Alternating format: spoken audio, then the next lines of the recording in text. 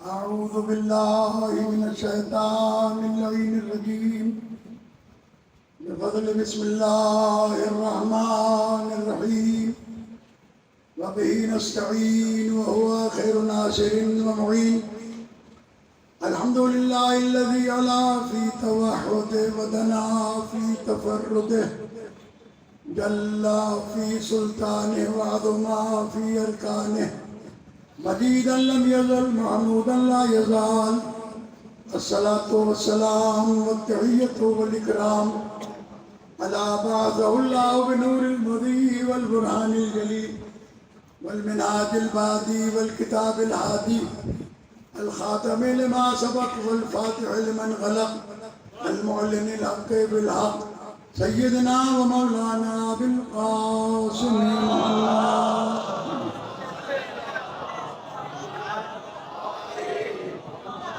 والصلاة والسلام على عترته التي يدين الأطهرين المعصومين الذين أذهب الله عنهم الرجس وطهرهم تطهيرا.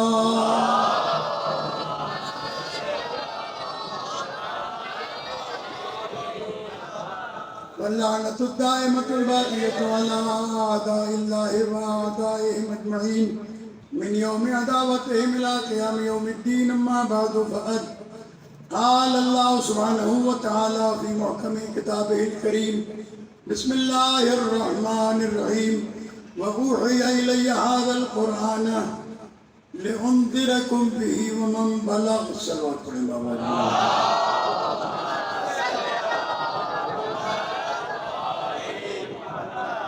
عزیزان گرامی، کافی وقت سے آپ حضرات عبادت میں مصروف ہیں.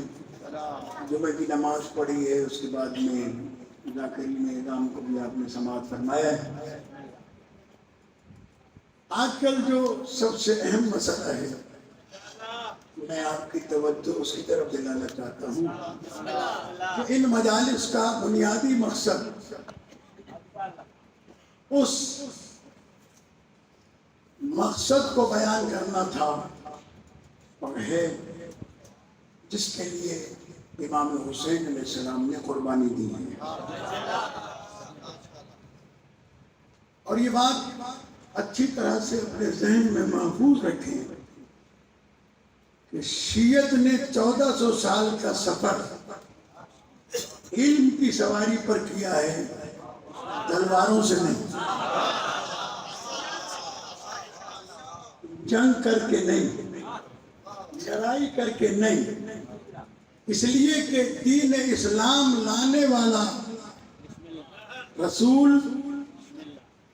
اللہ تبارک و تعالی نے انہیں بھیجا تھا کہ دین پہنچاؤ، کافروں کو مسلمان کرو، مشرکوں کو مسلمان کرو، لوگوں کو اللہ کی وحدانیت سمجھاؤ. اس کو اتنا طاقتور بنا کے بھیجا تھا کہ اگر وہ اشارہ کر دے تو ڈوبا ہوا سورج پلٹ آئے. اسے اتنا طاقتور بنا کر بھیجا تھا کہ اگر وہ انگلی کا اشارہ کر دے تو چاند 2 ٹکڑے ہو جائے. اگر وہ سوکھے ہوئے کنویں میں اپنا لعاب دہن ڈال دے تو پانی کے چشمے جاری ہو جائیں. اس کے ہاتھوں پہ کنکریاں آئیں تو ان کی تسبیح کی آواز لوگ سننے لگیں. جو اتنا طاقتور نبی تھا اس نے تلوار کا سہارا نہیں لیا، اخلاق کا سہارا لیا. اور جنہوں نے اس نبی کا رستہ روکا انہوں نے تلوار کا سہارا لیا. کبھی بدر میں آئے، کبھی احد میں آئے، کبھی خیبر میں آئے، کبھی خندق میں آئے. بس عزیزان گرامی، جب لڑ کر مجبور ہو گئے اور اس نبی کا مقابلہ نہ کر سکے تو بالآخر زبردستی اسلام قبول کر لیا. آج دنیا میں 2 اسلام ہیں، ایک بنی امیہ کا اسلام ہے، ایک محمد مصطفیٰ کا اسلام ہے.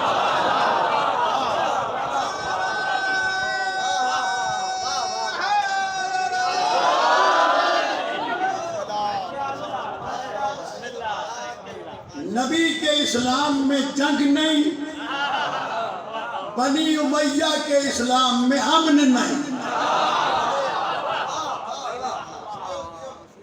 تاریخ آپ پڑھیں آج تو یہ بل پاس کرایا گیا چور دروازے سے. تو پہلی بات تو یہ ہے کہ آپ ایسوں کو مانتے کیوں ہیں جن کو منوانے کے لیے بل پاس کرانے پڑے.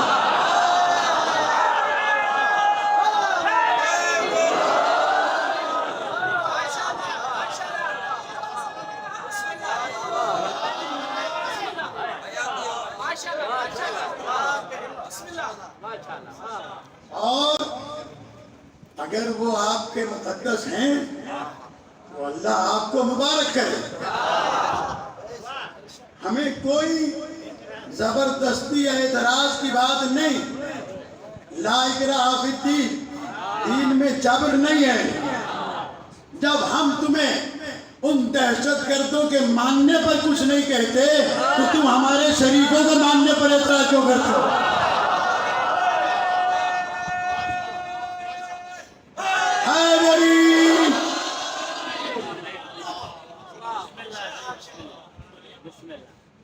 اور اگر تمہارے پاس کوئی دم ہے تو یہ ریلیاں، یہ دھرنے،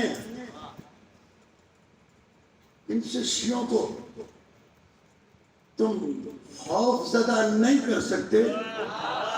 یہ تو فتوے ہیں تمہارے. تو شیعہ تو فتووں سے کیا ڈریں گے جو تلواروں سے نہ ڈرے کبھی.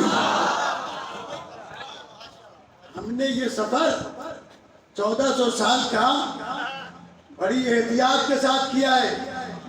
ہمیں در بدر کیا گیا، ہمیں قتل کیا گیا، ہمیں جیلوں میں ڈالا گیا، ہمیں ہماری املاک قبضے پہ کی گئی کہ کسی طریقے سے شیعت کو مٹا دیں. تو جب اتنے سے تھے اس وقت تمہارے بڑے نہ مٹا سکے. اب 35 کروڑ ہیں، تم کس سے مٹاؤ گے؟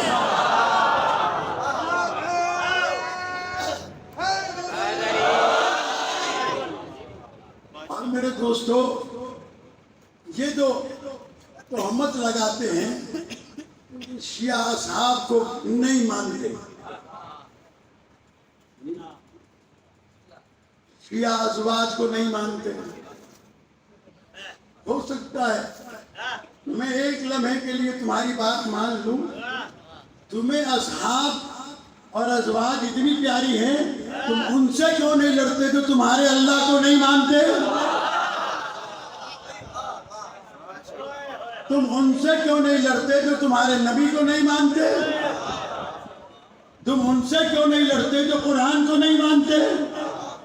مسئلہ اس بل کے پس پردہ وہ فتنہ ہے جو یہود و نصارہ کا ازل سے چلا آیا ہے. اگر آپ کی اجازت ہو میں انشاءاللہ پڑھوں گا، کیونکہ مجھے تو مولانا نے پابند کیا ہے، اور میں کوشش کروں گا کہ ٹائم کے اندر مجلس ختم ہو. زیادہ ٹائم نہیں ہونا چاہیے، پھر کبھی موقع ملے گا تو عرض کروں گا. صرف ایک بات یاد رکھیے گا، یہ فتنہ قادیانیت ہے. میرے پڑھے لکھے دوست عزیز تھوڑا سا توجہ کریں اور اس پر غور کریں، اس کا مطالعہ کریں. یہ بل کسی صحابی کی تعظیم کے لیے نہیں، یہ بل کسی اہل بیت کی تعظیم کے لیے نہیں. اگر یہ اہل بیت کو مانتے ہوتے تو جس نے بطول کا دروازہ بند چلایا تھا اس کو امیر المومنین نہ مانتے. جس نے حسین کو قتل کیا انہیں اپنا رہبر نہ مانتے. یہ رہبر ماننا بتا رہا ہے کہ آل محمد سے کوئی، یہ اصحاب سے بھی کوئی تعلق نہیں رکھتے. اگر ان کا تعلق اصحاب سے ہوتا تو سب سے پہلا قتل مدینے میں صحابی رسول مالک بن نویرہ کا ہوا. اس صحابی کے قاتل کو کیا سزا دی؟ اس کے بعد میں نام نہیں لیتا کیونکہ نام لینے پر ہوتی ہے سزا. FIR کٹتی ہیں. مولانا محمد اسماعیل دیوبندی اللہ مقامہ پر FIR کٹی تھی، 6 مہینے سزا بھگتی. پہلے جیل سے رہا ہو کر جب قدمگاہ مولا علی حیدرآباد تشریف لائے تو انہوں نے مجلس پڑھی. مجلس پڑھتے ہوئے کہا کہ بھائی میں نے نام لینے سے توبہ کر لی ہے، اب قیامت تک نام نہیں لوں گا. تو کسی نے کہا مولانا ڈر گئے؟ کہا ڈرنے کی بات نہیں، مجھے تو اس بات کا احساس ہو گیا جن کا نام لینے سے دنیا میں 6 مہینے سزا ملتی ہے، خدا جانے آخرت میں کتنا.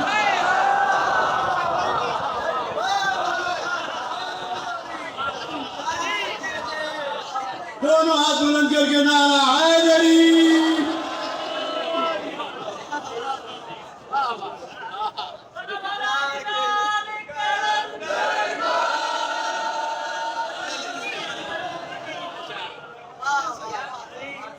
اور ہم کوئی نام نہیں لیتے، کسی قسم سے نام نہیں لیتے. کیوں؟ اس لیے کہ میرے استاد محترم حضرت آیت اللہ علامہ طالب جوہری علی اللہ مقامہ فرمایا کرتے تھے کہ یہ منبر پاک نام لینے کے لیے ہے، منحوس نام لینے کے لیے نہیں بنایا ہے.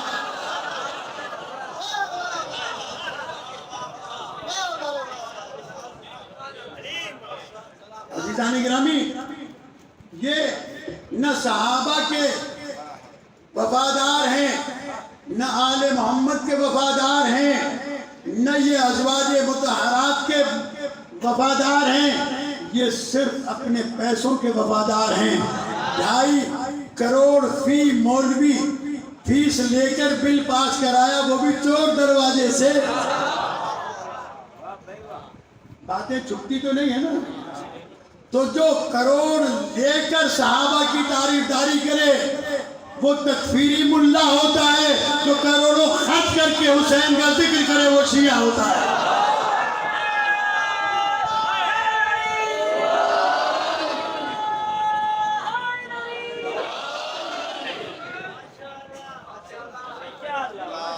ہم شیعہ ہیں اور یہ گھبرائے ہوئے ہیں.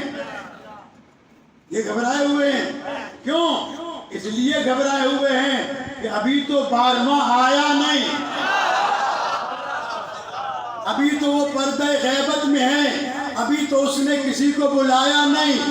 بن بلائے اتنے کربلا میں جمع ہیں، وہ آ گیا تو پھر دنیا کی حالت کیا ہو.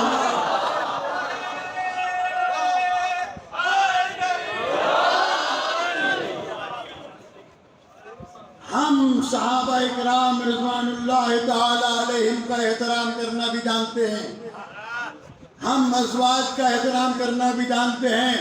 ہم اس علی کے پیروکار ہیں جس نے جنگ کرنے والی زوجہ رسول کو جنگ کے ختم ہونے کے بعد اس کے بھائی کے ساتھ احترام سے بھیجا تھا. عزت وہی کرتے ہیں جن کے پاس عزت ہو.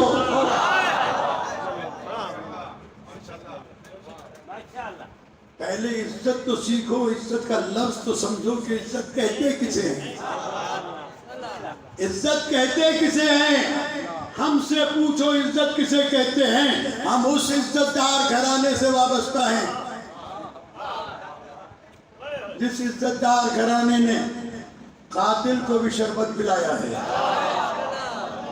ہم اس عزت دار گھرانے سے تعلق رکھتے ہیں جس حسین نے دشمن کے لشکر کو پانی پلایا ہے. ہم اس عزت دار گھرانے کے ماننے والے ہیں کہ جس سید سجاد نے حسین ابن نمیر کو دسترخوان پہ بٹھا کر کھانا کھلایا. اس نے پوچھا فرزند رسول آپ نے مجھے پہچان لیا تھا تو کھانا کیوں کھلایا؟ کہا تمہارے اور ہمارے اندر یہی فرق ہے، تم اپنے طریقے سے میزبانی کرتے ہو، ہم اللہ کے طریقے سے میزبانی کرتے ہیں.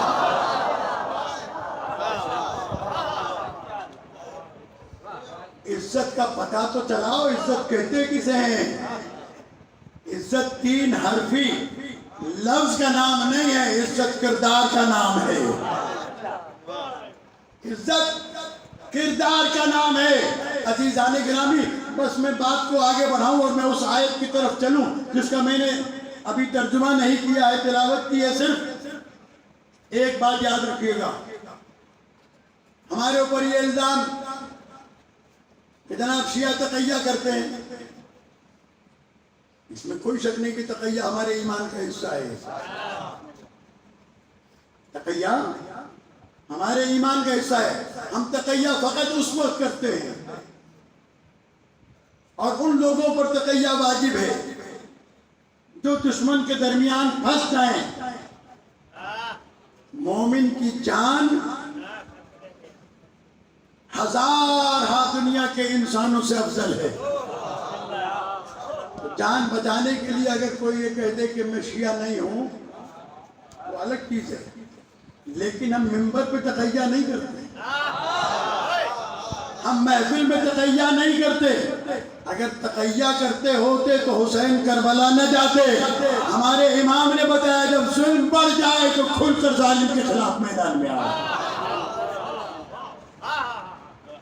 ہماری کتابیں گواہ ہیں، ہمارے امام گواہ ہیں، ہماری تفسیریں گواہ ہیں.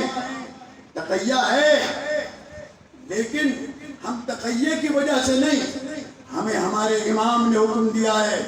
نہج البلاغہ میں میرے مولا نے ارشاد فرمایا ایاکم و سواد الاعظم، اے میرے شیعو سارے مسلمانوں کے ساتھ مل کے رہنا، کلمہ کو کافر نہ کہنا، ان کے مقدسات کی کبھی توہین نہ کرنا. ہم تم سے ڈر کے نہیں، ہم تو اپنے امام کے حکم کے پابند ہیں. ہم اگر کسی کو برا نہیں کہتے، یہ تو انسان ہیں، رہبر ہیں کسی قوم کے.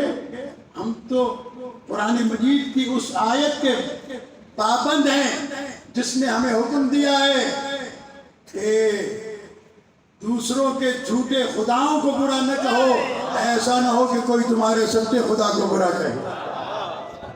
یہ تو حکم قرآن ہے. تو ہم اگر کسی کو برا نہیں کہتے کسی کے سامنے اس کے مقدسات کی، لیکن نہیں مانتے، اس کے لیے ہم نے کبھی تقیہ نہیں کیا. اس کے لیے ہم نے کبھی تقیہ نہیں کیا. ابھی سوالات کرتے ہیں اور خدا کی قسم جواب دے دے کہ ہم تھک گئے. لیکن اب میں آپ سے عرض کرتا ہوں خدا کے واسطے اپنے ممبر کو پاک کرو. یہاں سے ان لوگوں کو ہٹاؤ جو تمہیں لڑانے کی باتیں کرتے ہیں. یہاں وہ لوگ لاؤ جو تمہیں مبلغ حسینیت بنا کے جائیں، جو تمہیں قرآن کی آیت سمجھا کے جائیں، جو حدیث رسول سمجھا کے جائیں. ورنہ مجمع تو مداری لگا لیتے ہیں. اگر مجمع جمع کرنا ہو نا تو 10,000 روپے دے کے اسد اللہ کھوڑے کے گھرائے اٹھو.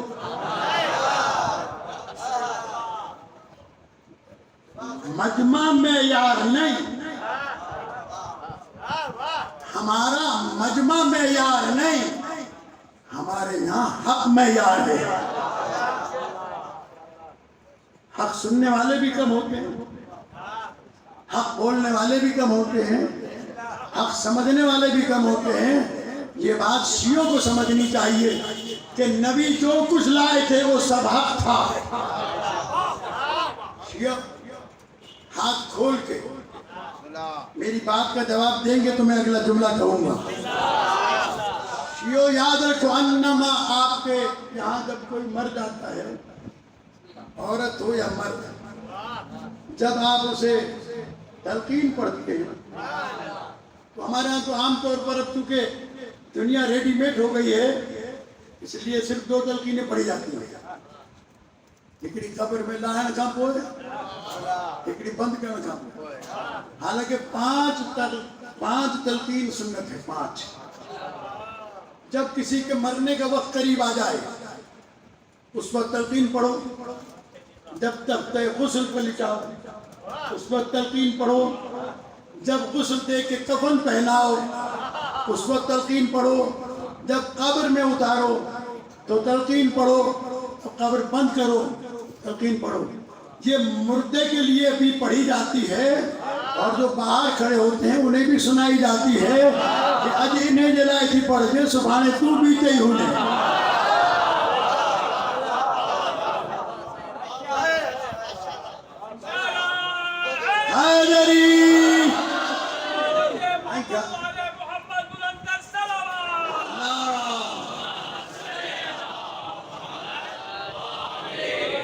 مرنے سے پہلے سن کے یہ یاد کر لے کہ وہاں جواب کیا دینا ہے، سوالات کیا ہوں گے۔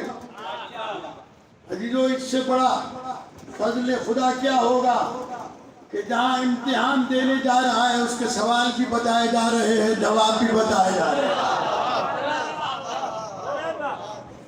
اس تلقین کا آخری حصہ، گھبرائیے گا نہیں، اس لیے کہ دنیا بھلے گھبرائے موت سے، شیعہ جو ہے، شیعہ جسے شیعہ کہتے ہیں، جو محب اہل بیت ہے، وہ موت سے اس لیے نہیں گھبراتا کہ اس وقت اس کی زیارت ہوتی ہے جس کے دیدار کے لیے ساری زندگی ترستا ہے۔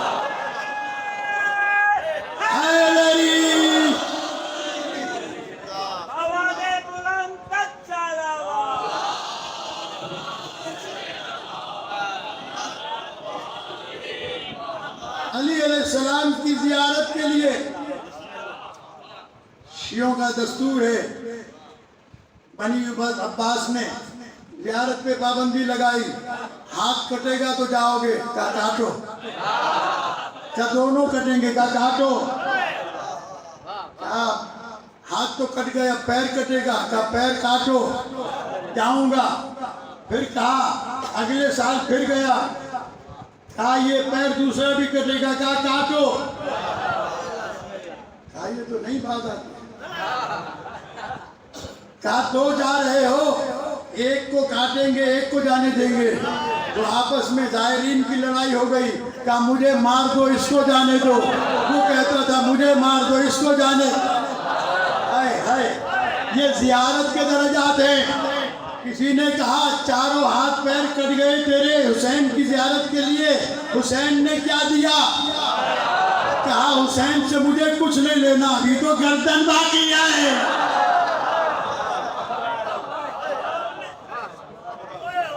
تم اس قوم کو دھرنوں سے ڈرا رہے ہو۔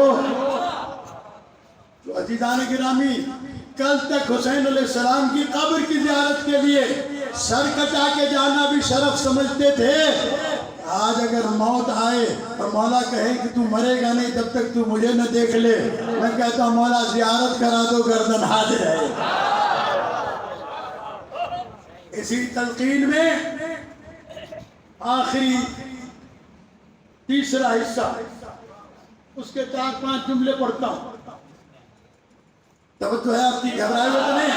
مولا ارشاد فرماتے ہیں تلقین کے اندر وہ انما جاء بہ محمد صلی اللہ علیہ وآلہ وسلم حق، جو کچھ میرے نبی کریم صلی اللہ علیہ وآلہ وسلم اللہ کی طرف سے لائے تھے وہ سارا حق۔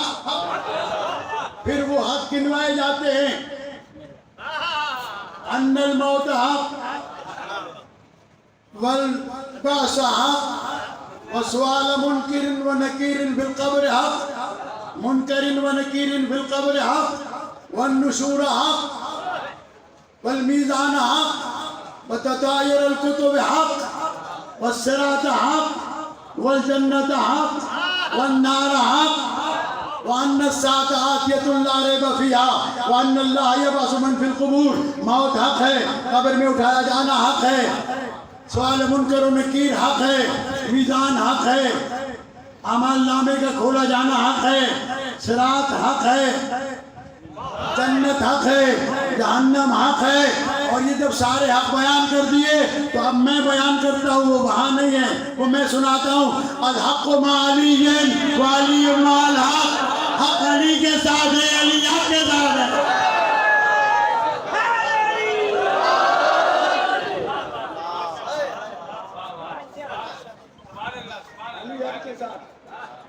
حق علی کے ساتھ ہے۔ عزیزان گرامی، جب یہ دونوں باتیں ساتھ ہیں تو پھر آپ علی کے ساتھ ہو جاؤ، نہ موت کا ڈر رہے گا، نہ منکر و نکیر کے سوالات کا ڈر رہے گا، نہ میزان کا ڈر رہے گا، اس لیے کہ میزان نام ہی آل محمد کی ولایت کا ہے۔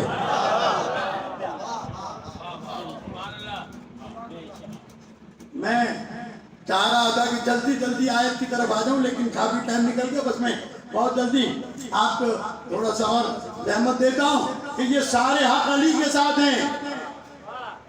اور علی حق کے ساتھ ہے۔ اب اگر کسی کو حق کے ساتھ ہونا ہو نا تو دو چار کے پیچھے جانے کی ضرورت نہیں، علی کے ساتھ ہو جاؤ، سارے حق تمہیں مل جائیں گے۔ اللہ بھی یہی مل جائے گا، رسول بھی یہی مل جائے گا، قرآن بھی یہی مل جائے گا، کعبہ بھی یہی مل جائے گا، دین بھی یہی مل جائے گا، جنت بھی یہیں سے مل جائے گی، جہنم سے نجات بھی یہی مل جائے گی۔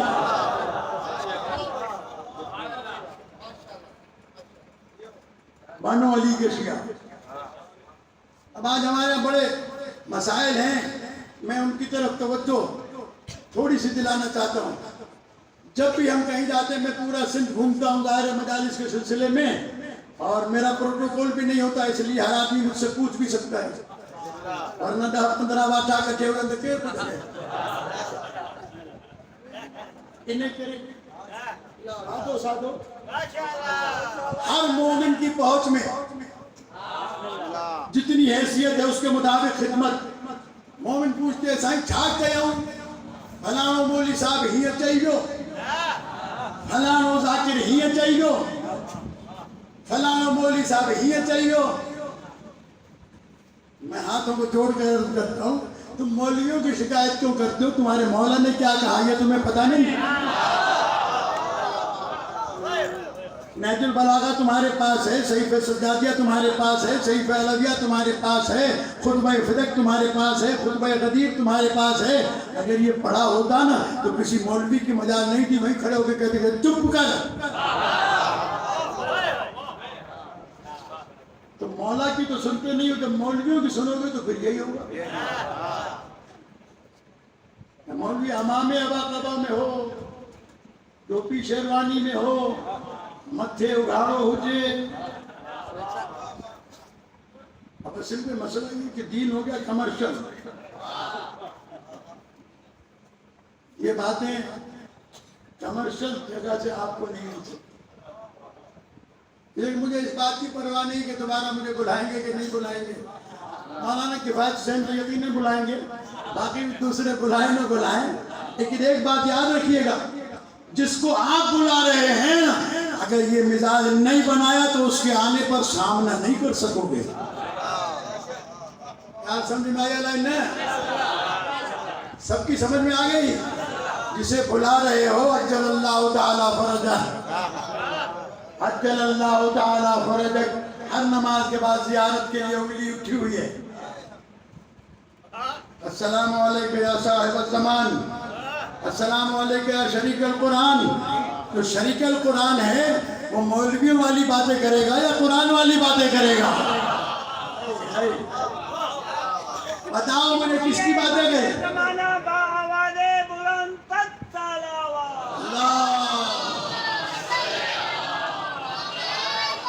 اپنے آپ کو آمادہ کرو،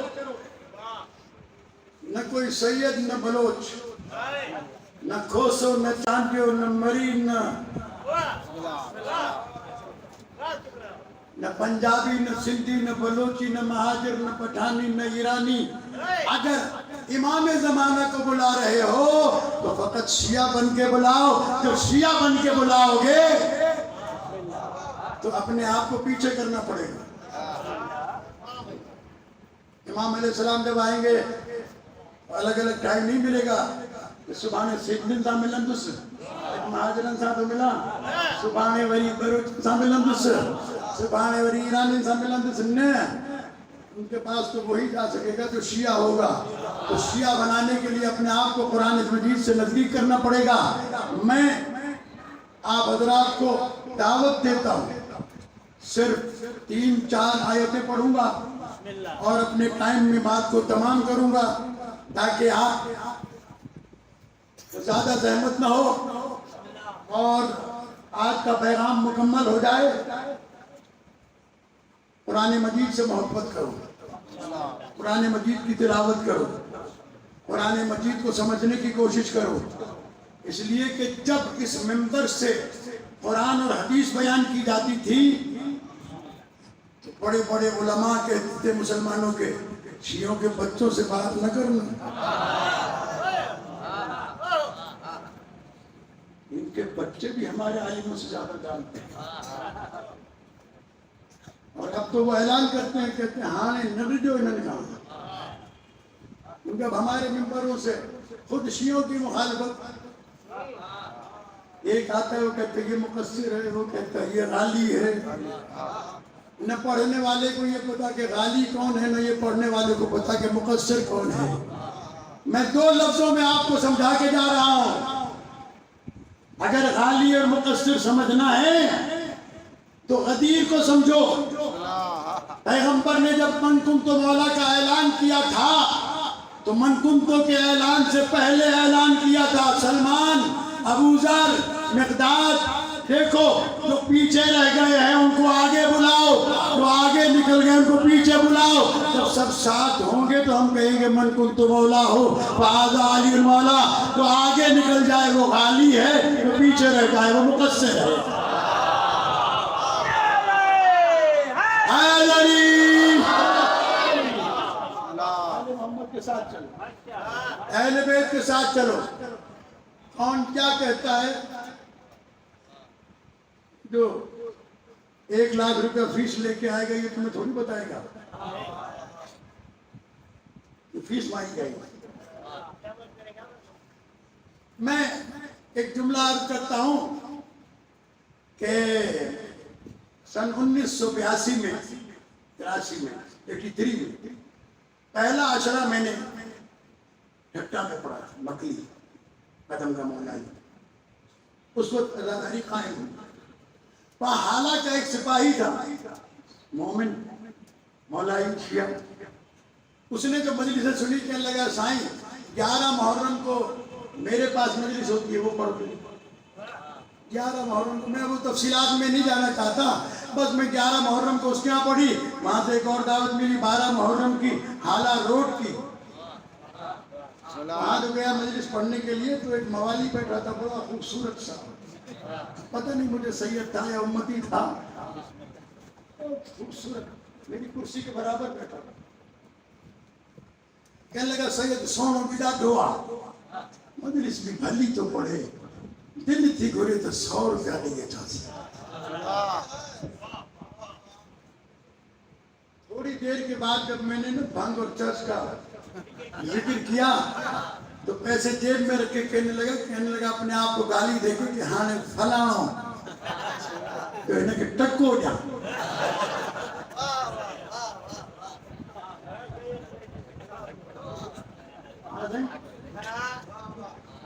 یاد رکھو جو لوگ حق کی بات کرتے ہیں لوگ انہیں روٹی بھی نہیں کھلاتے، بھلے وہ نامہ ہو گئے، لیکن یہ یاد رکھو آپ مولائی ہیں، آپ شیعہ ہیں، ماشاءاللہ نماز پڑھ کے بیٹھے ہیں، نمازی ہیں، عزادار ہیں۔ میں نے آپ کی خدمت میں یہ بات عرض کی ہے، بس سن لیجئے، قرآن پڑھنے کی عادت بنائیں، قرآن سننے کی عادت بنائیں، اور آل محمد کے اللہ کو سنیں۔ آل محمد کا اللہ کا نام سن کر تو بخار پڑ جاتا ہے، کہتے ہیں علی بدھائے، اللہ نے علی بدھائے، اللہ نہیں سننا ہے علی سننا ہے۔ میں کہتا ہوں خدا کے غضب سے ڈرو، اتنے احسان فراموش ہو، جس اللہ نے تمہیں علی جیسا امام دیا اس کا نام سننے سے کیوں گھبراتے ہو؟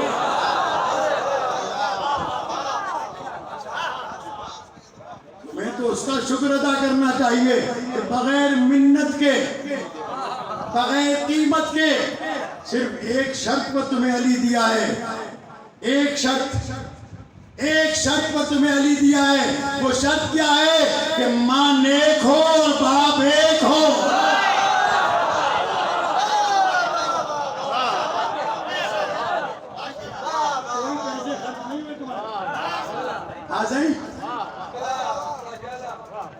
یہی ایک شرط ہے نا۔ صلوات پڑھے بابا جب اللہ محمد و آل محمد علیہ وسلم۔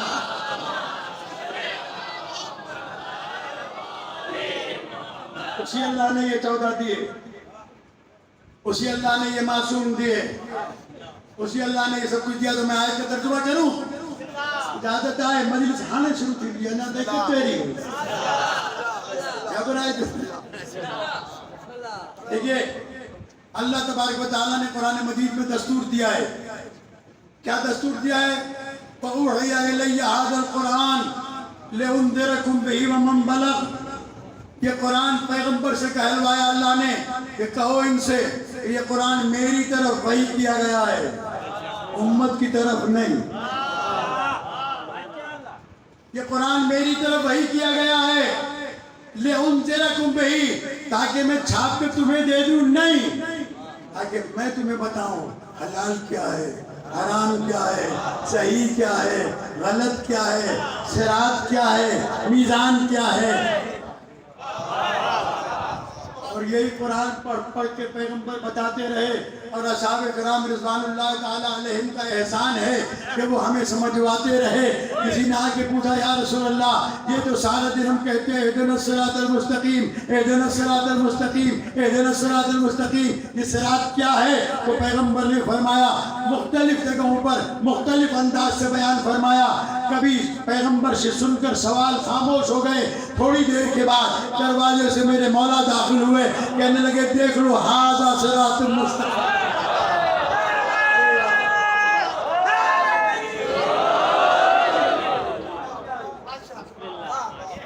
نہ پوچھتے صاحب تو ہمیں کیا پتہ چلتا صراط کون ہے؟ کہانی صراط ہے. صراط سے آگے نہیں چلتے، صراط کے پیچھے چلتے ہیں. پھر غدیر خم کے خطبے میں پیغمبر نے فرمایا ایھا الناس انا صراط اللہ الذی امرکم باتباعہ، میں اللہ کا وہ سیدھا رستہ ہوں جس کی اتباع اور پیروی کرنے کا اللہ نے تمہیں حکم دیا ہے. یا رسول اللہ آپ چلے جائیں گے پھر صراط رک جائے گی؟ کہا نہیں، صراط نے قیامت تک جانا ہے. تو کہا پھر آپ کے بعد یہ صراط کہاں سے ملے گی؟ کہا ثم علی من بعدی، میرے بعد اس صراط کا جوائنٹ علی سے ہوگا. ثم ولدی من صلب علی ابن ابی طالب، پھر اس کے بعد میرے بیٹوں سے یہ رستہ چلے گا، وہ بیٹے علی کے صلب سے آئے. بیٹے علی کے صلب سے آئے. یہ صراط مستقیم. میں بتاؤں گا صراط کیا ہے. یا رسول اللہ یہ جو اللہ نے کہا ہے وَأُزْلِفَتِ الْجَنَّةُ لِلْمُتَّقِينَ، یہ جنت اللہ نے صاحبان تقوی کے لیے سجائی ہے. یہ متقی کیسے بنتے ہیں؟ یا ایھا الذین آمنوا اقیموا الصلاۃ، کیا رسول اللہ یہ مومن کیسے بنتے ہیں؟ یہ سارے سوال صحابہ کے ہیں جو رسول اللہ سے پوچھے گئے اور رسول اللہ نے جواب دیا. اب جتنے بھی صحابہ کے نوکر ہیں وہ اصحاب سے پوچھیں نبی نے کیا کہا.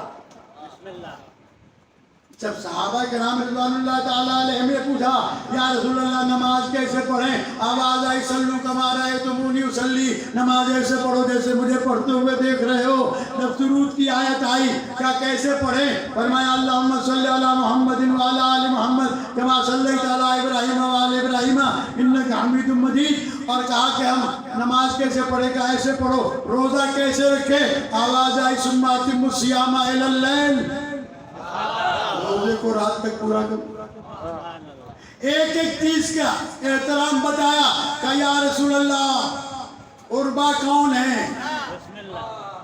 تو شہزادی کے دروازے پر کھڑے ہو کر زیارت پڑھ کے بتائی السلام علیکم یا اہل بیت النبوہ ومعدن الرسالہ ومختلف الملائکہ، اے اہل بیت رسول تم پر سلام ہو. پتہ چل جائے کہ اہل بیت رسول فاطمہ کے گھر میں رہتے ہیں، نبی کے گھر میں نہیں. اور یہ میں کہوں تو مجرم. جا کے پڑھیں تفسیر در منصور، علامہ جلال الدین سیوطی نے لکھا اس آیت کے نازل ہونے کے بعد پیغمبر 6 مہینے تک زہرا سلام اللہ علیہ کے دروازے پر کھڑے تھے. اور ایک عرض اور ہے میری، جتنے بھی بیٹھے ہو آج سے علی کے مبلغ بنو. مولا کائنات کا نام بغیر صدیق اکبر اور فاروق اعظم کے نہ لینا، خالی علی نہیں کرنا. اس لیے کہ جو صدیق اکبر ہے اس کے نام کے ساتھ تو لوگوں کو پتہ نہیں صدیق اکبر ہے کون۔ صدیق اکبر ہے علی، فاروق اعظم ہے علی۔ کبھی اور موقع ملے گا تو میں صدیق اور صادق کی بات بتاؤں گا۔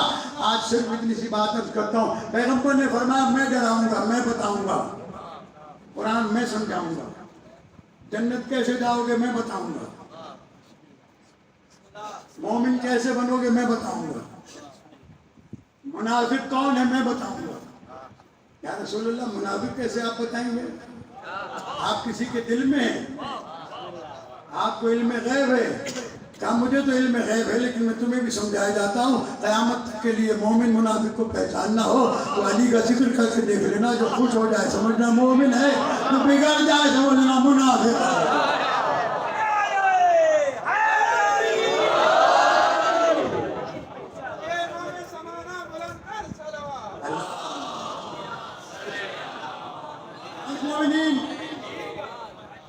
مجبوری ہے میری، مجھے جانا بھی ہے، میرا آگے بھی ایک مولا کا ذکر ہے، پھر انشاءاللہ کبھی موقع ملے گا۔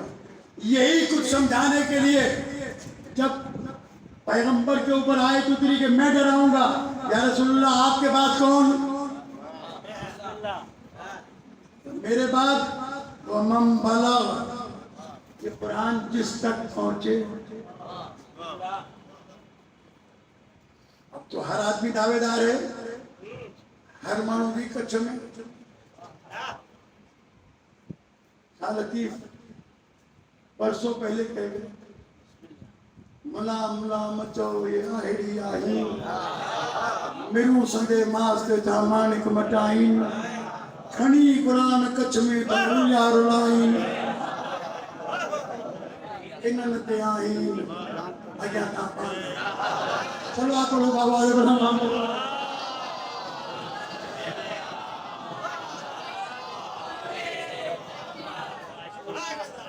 یہ قرآن جو بغل میں لے کے گھوم رہے ہیں، یہ جو گھروں میں رکھا ہوا ہے، اس سے مراد یہ نہیں ہے وَمَن بَلَغ۔